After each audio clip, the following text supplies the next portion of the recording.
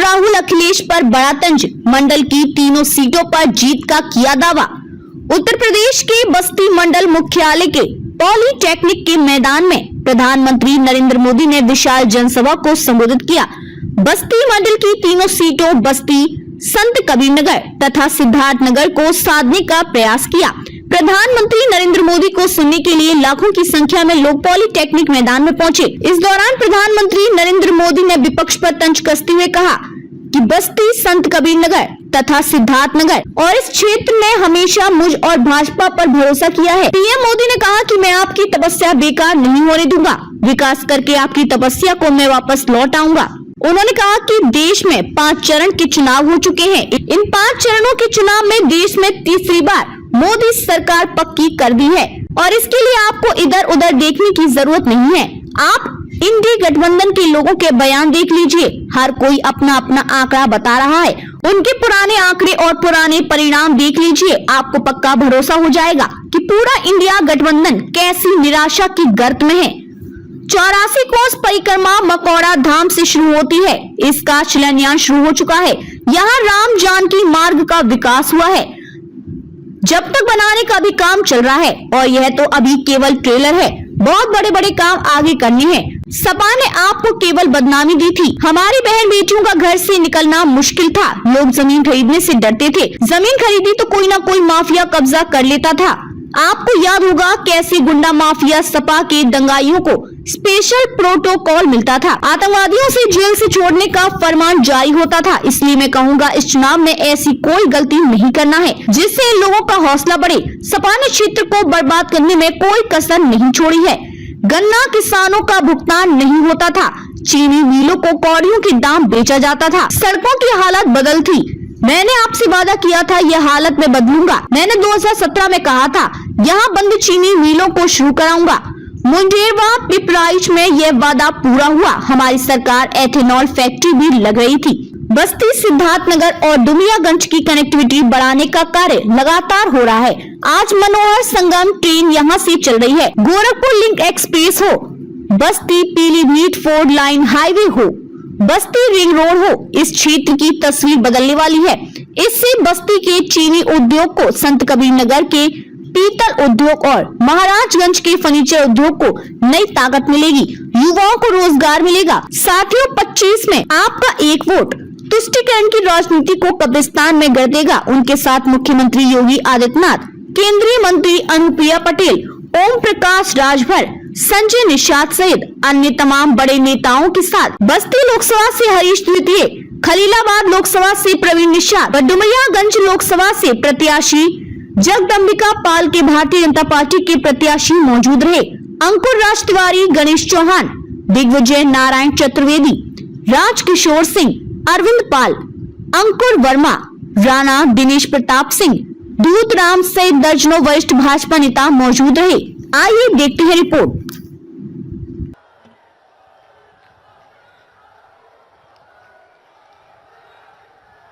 भारत माता की, भारत माता की, भारत माता की। सब भैया बहनीन का राम राम।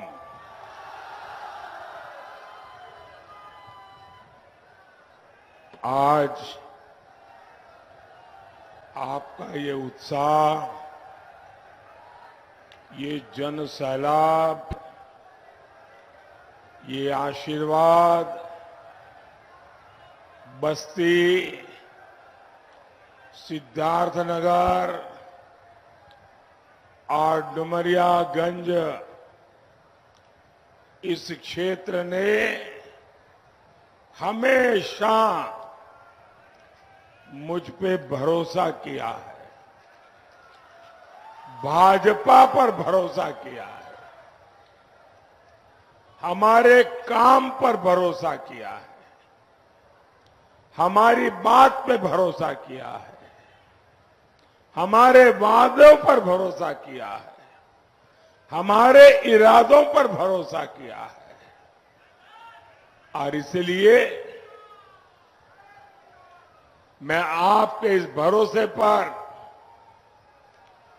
खरा उतरने में न पहले कोई कमी छोड़ी है, न आगे कोई कमी छोड़ूंगा।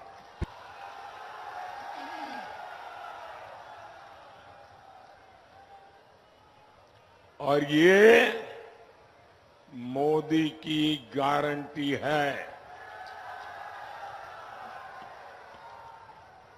ये बड़े उत्साही लोग जो बड़े बड़े बैनर बना के लाए हैं, आपके बैनर तो बहुत अच्छे हैं, लेकिन इसके कारण पीछे लोगों को तकलीफ हो रही है। अगर आप इसे नीचे रख लें तो अच्छा होगा। मैंने सब पढ़ लिया है, बहुत बढ़िया है।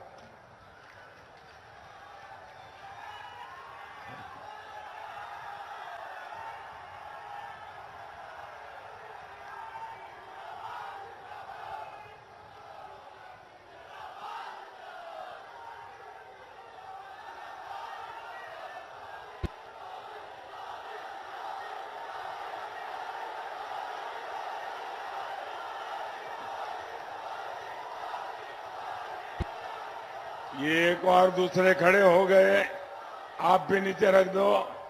आप तो मुझे ही लेकर के आ गए हो।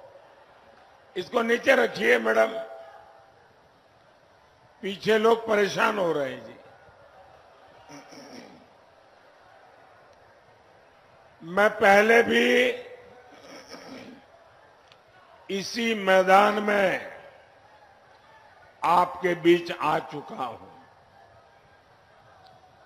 लेकिन आज जो सभा में देख रहा हूं, इसके पहले मुझे ऐसा दृश्य देखने का सौभाग्य नहीं मिला था।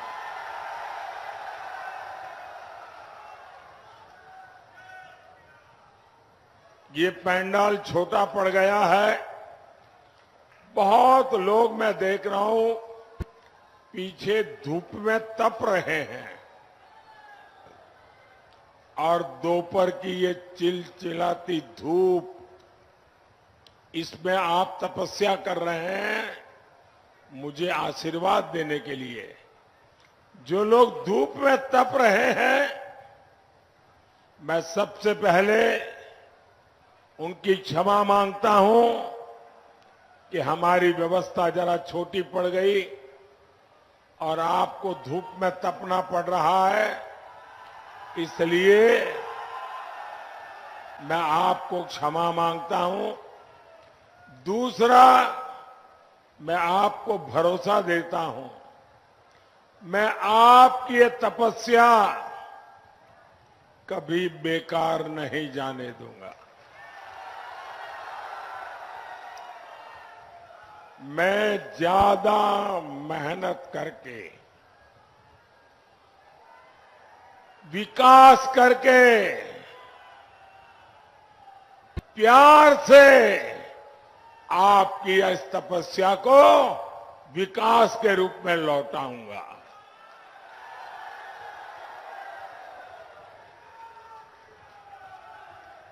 साथियों, देश में 5 चरण के चुनाव हो चुके हैं। इन 5 चरणों ने ही देश में तीसरी बार मोदी सरकार पक्की कर दी है।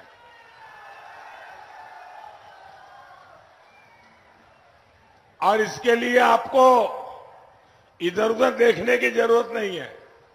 आप इंडिया अलायंस वालों के बयान देख लीजिए, हर कोई अलग अलग आंकड़ा बताता है, और उनके पुराने आंकड़े और उनके पुराने परिणाम देख लीजिए, तो आपको पक्का भरोसा हो जाएगा कि पूरा इंडिया अलायंस ऐसा निराशा की गर्त में डूबा है, ऐसा निराशा की गर्त में डूबा है कि अब उनको ये भी याद नहीं रहता है कि वो 2 दिन पहले क्या बोले थे, आज क्या बोल रहे हैं। ये हाल है इनका। भाइयों बहनों, आप तो समझदार लोग हैं और कभी भी अपना समय, अपनी शक्ति आप लोग व्यर्थ नहीं जाने देते, कभी भी बेकार नहीं जाने देते। और कोई भी समझदार अपनी कोई भी अमानत बर्बाद नहीं होने देना चाहते। अब आप सोचिए, सपा को मिलने वाला एक भी वोट, कांग्रेस को पड़ने वाला एक भी वोट किसी काम का है क्या? कोई काम का है क्या? निरर्थक है कि नहीं है? निरर्थक है कि नहीं है? आपका वोट बेकार हो जाए, बर्बाद हो जाए, ये यहां का कोई मतदाता चाहेगा क्या? नहीं चाहेगा ना। और इसलिए आपका वोट उसको पड़ना चाहिए जिसको आप सरकार बनाने के लिए देना चाहते हैं, जिसकी सरकार बनने की गारंटी है। आप मुझे बताइए भाई, इस बार सच्चे दिल से बताना, मैं आया हूं इसलिए गप मत मारना, सच्चे दिल से बताओगे? सच्चे दिल से बताओगे? हाथ ऊपर करके बोलिए, सच्चे दिल से बताओगे? मुझे बताइए, इस चुनाव के बाद किसकी सरकार बनेगी? किसकी सरकार बनेगी? किसकी सरकार बनेगी? तो वोट बर्बाद होने देना चाहिए क्या?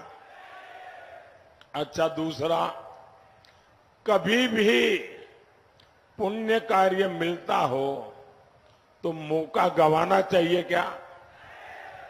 भाई अब तो पुण्य कार्य मिलने ही वाला है, मेरा क्या जाता है, मैं तो नहीं जाऊंगा तो भी चल जाएगा, मोदी की सरकार बनना तो पक्का है, तो आपको पुण्य मिलेगा क्या? अगर आप वोट नहीं डालेंगे तो आपको पुण्य मिलेगा क्या? आज 80 करोड़ लोगों को मुफ्त खाना मिलता है, मुफ्त राशन मिलता है, तो वो आशीर्वाद देते हैं कि नहीं देते हैं? आपको पुण्य मिलता है कि नहीं मिलता है? लेकिन अगर आपने वोट नहीं दिया होगा तो वो पुण्य आपके खाते में जमा होगा क्या? तो मैं इतने अच्छे काम करने वाला हूं, हर काम से पुण्य मिलने वाला है, वोट देने वाले को वो पुण्य जरूर पहुंचने वाला है।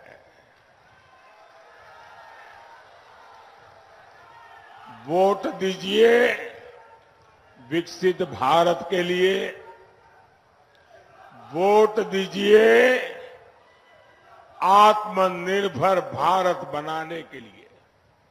साथियों, 22 जनवरी 2024 इस देश में बहुत लोग हैं जिनको अपने बेटे का जन्मदिन याद नहीं है, अपनी पत्नी से बात करते हैं, शादी की तारीख भूल जाते हैं, लेकिन इस देश के बच्चे बच्चे को पता है 22 जनवरी 2024।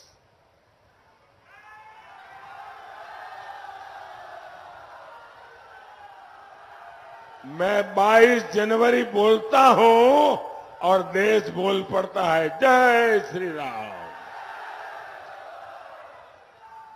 अयोध्या में उस ऐतिहासिक दिन मैंने कहा था, राम से राष्ट्र, विरासत से विकास, आध्यात्म से आधुनिकता। आज देश इसी मंत्र पर आगे बढ़ रहा है। बेबाक खबरों के लिए हमारे YouTube चैनल को सब्सक्राइब करें। देश, प्रदेश एवं स्थानीय खबरों के लिए हमारे वेबसाइट www.bntlive.com पर लॉगिन करें। साथ ही Facebook, Twitter, Telegram, Instagram, LinkedIn पर भी फॉलो कर सकते हैं। धन्यवाद।